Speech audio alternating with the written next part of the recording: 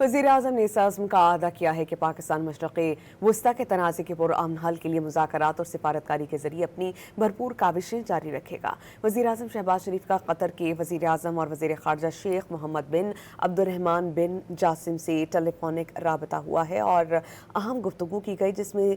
दोनों रहनुमाओं ने दो तरफ़ा ताल्लुकात और मशरिक़ वस्ता की बदलती हुई सूरत हाल पर तफसीली तबादला ख्याल किया, जिसमें पाकिस्तान की क़यादत में जारी अमन की काविशों पर तवज्जो खुसूसी तौर पर मरकूज रही। वज़ीर-ए-आज़म ने पाकिस्तान के अमन के लिए इक़दामात की हिमायत पर कतर का शुक्रिया भी अदा किया है और इस अज़्म का अदा किया कि पाकिस्तान तनाज़े के पुरअमन हल के लिए मुज़ाकरात और सिफारतकारी के ज़रिए भरपूर काविशें जारी रखेगा।